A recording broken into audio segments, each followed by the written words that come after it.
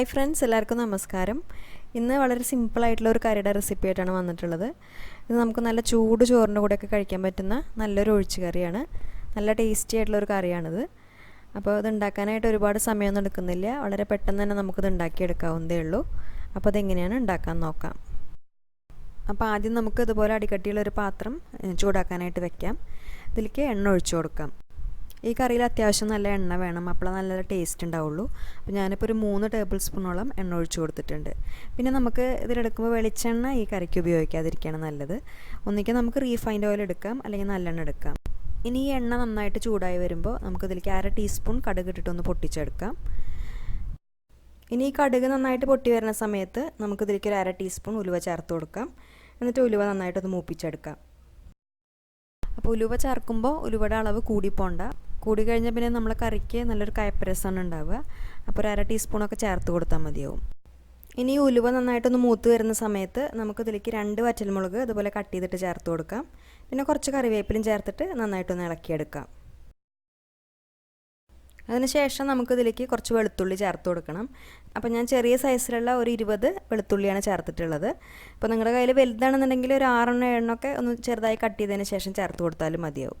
ഇനി ഇത് നന്നായിട്ടൊന്ന് വഴറ്റിയെടുക്കണം. അപ്പോൾ ഈ വെളുത്തുള്ളി ഏകദേശം ഒരു ഗോൾഡൻ കളറാകുന്ന വരെ നന്നായിട്ട് വഴറ്റിയെടുക്കാം. മീഡിയം ഫ്ലെയിമിലിട്ടിട്ട് വഴറ്റിയെടുത്താൽ മതി. പിന്നെ ഈ വെളുത്തുള്ളി എന്തായാലും ചേർത്ത് കൊടുക്കണം കേട്ടോ. വെളുത്തുള്ളി ചേർക്കുമ്പോഴാണ് ഈ കറിക്ക് പെർഫെക്റ്റ് ആയിട്ടുള്ള ടേസ്റ്റ് കിട്ടുള്ളൂ. ഇപ്പോൾ വെളുത്തുള്ളി നന്നായിട്ട് വഴന്നു വന്നിട്ടുണ്ട്. ഇനി നമുക്കിതിലേക്ക് സവാളയാണ് ചേർത്ത് കൊടുക്കേണ്ടത്. അപ്പോൾ ഒരു വലിയ സവാള ഇതുപോലെ സ്ലൈസസ് ആക്കിയിട്ടാണ് ഞാൻ ചേർത്ത് കൊടുക്കുന്നത്. പിന്നെ ഈ സവാളയ്ക്ക് പകരമായിട്ട് നമുക്ക് ചെറിയ ഉള്ളിയും ചേർത്ത് കൊടുക്കാം കേട്ടോ. ചെറിയ ഉള്ളി ചേർക്കുമ്പോൾ കുറച്ചും കൂടി നല്ല ടേസ്റ്റാണ് ഉണ്ടാവുക. ഇനി ഈ സവാള ഒന്ന് വഴറ്റിയെടുക്കണം. അപ്പോൾ നമ്മൾ വെളുത്തുള്ളി വഴറ്റിയെടുത്ത പോലെ അധികം കളറൊന്നും മാറണ്ട, ജസ്റ്റ് ഒന്ന് ട്രാൻസ്പെറൻ്റ് ആയിട്ട് കിട്ടിയാൽ മതി. ഇപ്പോൾ സവാള നന്നായിട്ട് വഴന്നു വന്നിട്ടുണ്ട്. ഇനി നമുക്കിതിലേക്ക് തക്കാളി ചേർത്ത് കൊടുക്കാം. അപ്പോൾ തക്കാളി ഞാനൊരു മീഡിയം സൈസിലുള്ള തക്കാളി ഇതുപോലെ കഷ്ണങ്ങളാക്കിയിട്ടാണ് ചേർത്ത് കൊടുക്കുന്നത്. ഇനി ഈ തക്കാളി നന്നായിട്ടൊന്ന് വഴറ്റിയെടുക്കണം.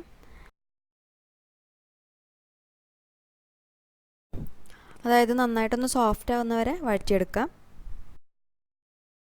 ഇപ്പോൾ തക്കാളി നന്നായിട്ട് സോഫ്റ്റായി കിട്ടിയിട്ടുണ്ട്. ഇനി ഈ സമയത്ത് നമുക്ക് ഇതിലേക്ക് ഒരു 3 മുരിങ്ങക്കായ അതിൻ്റെ തൊലിയൊക്കെ കളഞ്ഞതിന് ശേഷം നന്നായിട്ട് കഴുകിയെടുത്തിട്ട് ഇതുപോലെയുള്ള കഷ്ണങ്ങളാക്കിയിട്ട് ചേർത്ത് കൊടുക്കാം. പിന്നെ ഈ മുരിങ്ങക്കായയുടെ കൂടെ നമ്മളിനി വേറെ വെജിറ്റബിൾസ് ഒന്നും ചേർത്ത് കൊടുക്കണില്ല. വേണമെന്നുണ്ടെങ്കിൽ നമുക്ക് വഴുതനങ്ങയും വെണ്ടയ്ക്കൊക്കെ ചേർത്ത് കൊടുക്കാം. ഇനി ഒരു മീഡിയം ഫ്ലെയിമിൽ ഈ മുരിങ്ങക്കായ നമുക്ക് ഒരു 2-3 മിനിറ്റ് നേരം ഒന്ന് വഴറ്റിയെടുക്കാം. ഒരുപാട് സമയമൊന്നും വേണ്ട. ഈ മുരിങ്ങക്കായ ജസ്റ്റ് ഒന്ന് വാടി കിട്ടിയാൽ മതി. അത്ര നേരം ഒന്ന് വഴറ്റിയെടുക്കാം. ഇപ്പോൾ നമ്മുടെ മുരിങ്ങക്കായ ഏകദേശം ആയിട്ടുണ്ട്. ഇനി ഈ സമയത്ത് നമുക്ക് കറിയിലേക്ക് ആവശ്യമായിട്ടുള്ള പൊടികളൊക്കെ ചേർത്ത് കൊടുക്കാം. അപ്പോൾ ഫ്ലെയിം നന്നായിട്ടൊന്ന് കുറച്ച് വെച്ചിട്ട് ആദ്യം നമുക്കൊരു 1/4 ടീസ്പൂൺ മഞ്ഞൾപ്പൊടി ചേർക്കാം. പിന്നെ 1 ടീസ്പൂൺ മുളക് പൊടി ചേർത്ത് കൊടുക്കാം. പിന്നെ നമുക്ക് ഒരു 1 മുതൽ 1.5 ടീസ്പൂൺ വരെ മല്ലിപ്പൊടി ചേർക്കാം. അതിനുശേഷം ഒരു 3.5 ടീസ്പൂൺ സാമ്പാർ പൊടി ചേർത്ത് കൊടുക്കാം. ഇനി ഈ പൊടികളിലൊക്കെ പച്ചമണം ഒന്ന് മാറുന്നവരെ നന്നായിട്ടൊന്ന് വഴറ്റിയെടുക്കണം. അപ്പോൾ ഫ്ലെയിം നന്നായിട്ട് കുറച്ച് വെച്ചിട്ട് തന്നെ വഴറ്റിയെടുത്താൽ മതി. അതിനുശേഷം ഈ പൊടികളിലൊക്കെ പച്ചമണം നന്നായിട്ട് മാറി വരുന്ന സമയത്ത് നമുക്കിതിലേക്ക് പുളി ചേർത്ത് കൊടുക്കണം. അപ്പോൾ അതിന് വേണ്ടിയിട്ട് ഒരു ചെറിയ നാരങ്ങ വലുപ്പത്തിലുള്ള പുളി കുറച്ച് നേരം വെള്ളത്തിൽ കുതിർത്തിയിട്ട് അതൊരു 1.5 കപ്പ് വെള്ളത്തിൽ പിഴിഞ്ഞെടുത്തിട്ട് ആ പുളിവെള്ളം നമുക്കിതിലേക്ക് ചേർത്ത് കൊടുക്കാം. ഇനി നമ്മൾ എക്സ്ട്രാ വെള്ളമൊന്നും ഇതിലേക്ക് ചേർത്ത് കൊടുക്കുന്നില്ല. അപ്പോൾ ഈ ഒരു പുളിവെള്ളത്തിലാണ് നമുക്ക് ഈ മുരിങ്ങക്കായ വേവിച്ചെടുക്കേണ്ടത്. അതിനുശേഷം നമുക്കിതിലേക്ക് ഉപ്പ് ചേർത്ത് കൊടുക്കാം. ഉപ്പ് നമ്മൾ ഇതുവരെ ചേർത്തിട്ടില്ല. അപ്പോൾ ആവശ്യത്തിനുള്ള ഉപ്പ് ചേർത്ത് കൊടുക്കാം. എന്നിട്ട് ഫ്ലെയിം കൂട്ടി വെച്ചിട്ട് ഇത് നന്നായിട്ടൊന്ന് തിളപ്പിച്ചെടുക്കാം. ഇപ്പോൾ നന്നായിട്ട് തിളയ്ക്കാൻ തുടങ്ങിയിട്ടുണ്ട്. ഇനി നമുക്ക് ഫ്ലെയിം ഒന്ന് കുറച്ച് വെച്ചിട്ട്, അതായത് ഒരു മീഡിയം ഫ്ലെയിമിൽ വെച്ചിട്ട് ഈ മുരിങ്ങക്കായ നന്നായിട്ടൊന്ന് വേവിച്ചെടുക്കാം. ഇനി നമുക്കിതിൽ അധികം കാര്യങ്ങളൊന്നും ചെയ്യാനില്ല.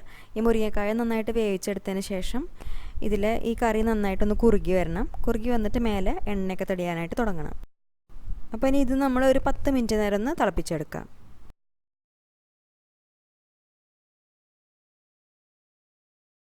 അപ്പോൾ നമ്മുടെ കറി കറക്റ്റായിട്ട് വന്നിട്ടുണ്ട്. മുരിങ്ങക്കായൊക്കെ നല്ലോണം വെന്തിരിക്കുന്നു. അതുപോലെ മേലെ നല്ല എണ്ണയൊക്കെ തെളിഞ്ഞ് നല്ലൊരു കളറായിട്ട് വന്നിട്ടുണ്ട്. അപ്പോൾ ഈ കറിയുടെ കൺസിസ്റ്റൻസി എന്ന് പറയുമ്പോൾ ഇങ്ങനെയാണ്. കുറച്ച് കുറുകിയ രീതിയിൽ തന്നെയാണ് ഉണ്ടാവുക. പിന്നെ നമുക്കത് ലൂസാക്കി എടുക്കണമെന്നുണ്ടെങ്കിൽ കുറച്ച് ചൂടുവെള്ളം ഒഴിച്ചു കൊടുത്തിട്ട് നന്നായിട്ടും തിളപ്പിച്ചെടുത്താൽ മതി. പക്ഷേ ഈ രീതിയിൽ കഴിക്കുമ്പോഴാണ് ഈ കറിക്ക് കൂടുതൽ ടേസ്റ്റ്. പിന്നെ അതുപോലെ തന്നെ ഇത് ചൂടോട് കൂടിയിട്ട് കഴിക്കുന്നതിനേക്കാളും നല്ലത് കുറച്ച് തണുത്തതിന് ശേഷം നല്ല ചൂടുള്ള ചോറിൻ്റെ കൂടെ കഴിക്കുമ്പോഴാണ്. അപ്പോൾ നല്ല ടേസ്റ്റാണ്. ഇത് അത്യാവശ്യം നല്ല എരിവും പുളിയൊക്കെ ഉള്ളൊരു കറിയാണല്ലോ. അപ്പോൾ നമുക്ക് ചോറിൻ്റെ കൂടെ ശരിക്കും ഈ ഒരു കറി ഉണ്ടെങ്കിൽ വേറെ പിന്നെ ഒന്നിൻ്റെ ആവശ്യമൊന്നുമില്ല. പിന്നെ ഇത് ശരിക്കും പറയാ വെച്ചാൽ ഒരു തമിഴ് റെസിപ്പിയാണ്. അപ്പോൾ ഞാനിത് വീട്ടിലിടയ്ക്കിടയ്ക്ക് ഉണ്ടാക്കി നോക്കുന്ന ഒരു കറിയാണ്. വളരെ എളുപ്പത്തിൽ നമുക്കൊരു അരമണിക്കൂറിനുള്ളൊക്കെ ഉണ്ടാക്കിയെടുക്കാൻ പറ്റുമല്ലോ. അപ്പോൾ ഈ റെസിപ്പി ഇഷ്ടപ്പെട്ടാൽ നിങ്ങൾ ഉണ്ടാക്കി നോക്കുന്ന സമയത്ത് അഭിപ്രായം അറിയിക്കൂ. പിന്നെ വീഡിയോ ഇഷ്ടപ്പെടുകയാണെങ്കിൽ ലൈക്ക് ചെയ്യാനും ഷെയർ ചെയ്യാനും കൂടി മറക്കരുത്. അതുപോലെ ചാനൽ സബ്സ്ക്രൈബ് ചെയ്യാത്തവരാരെങ്കിലും ഉണ്ടെങ്കിൽ ഒന്ന് സബ്സ്ക്രൈബ് ചെയ്തതിന് ശേഷം പുതിയ വീഡിയോസിൻ്റെ നോട്ടിഫിക്കേഷൻ കിട്ടാനായിട്ട് സബ്സ്ക്രൈബ് ബട്ടൻ്റെ അടുത്ത് ചെറിയൊരു ബെല്ലൈക്കൺ ഉണ്ട്, അതും കൂടി ഒന്ന് ക്ലിക്ക് ചെയ്തോളൂ. അപ്പോൾ ഇനി നല്ലൊരു റെസിപ്പിയായിട്ട് വീണ്ടും കാണാം. താങ്ക്